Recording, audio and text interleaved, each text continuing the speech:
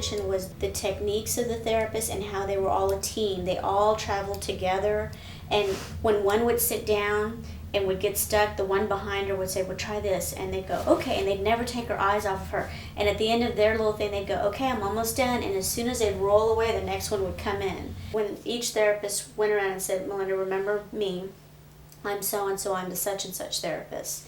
And remember the test I did with her? Well, this is how I scored her. Do you agree? It was amazing to me that she wanted to make sure that I understood what she did, that I understood her scoring, and that I agreed with it. Then they'd go to the next therapist. And then the next one would do the same thing, and the same thing, and the same thing. And then they said, okay, well, Dr. Johnson. I was like, oh my gosh, this is Dr. Johnson. Whatever came out of her mouth, I was going to agree with, no matter how hard it was going to be to hear.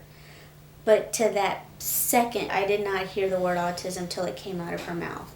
And when it did, it was as if everything just stopped.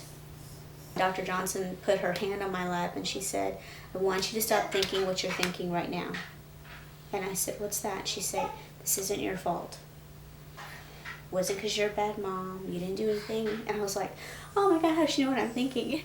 It's not you, and it's going to be okay. She's young. This is when we'd love to get them all. It was almost like someone just changed who this little person was.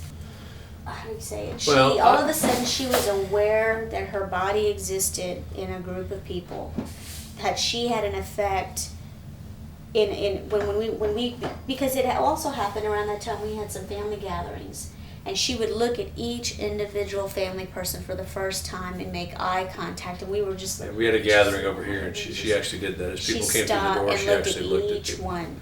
And only until it came to be that we went, oh my gosh. Son, where's the rooster? It's a hill. That's right. Where's the rooster? Cock-a-doodle-doo! Yay! I'm so happy that someone out there cares about this and has done all the work and cares about the situation that Sloan is in and is willing to give us the information. It was the clouds parted right away. Well, and what's fascinating to me is we've been actively engaged in the process of therapy with Sloan for 10 weeks, and she's a different little girl. And we've gone from worry and concern to what seemed like a manageable situation and a bright future.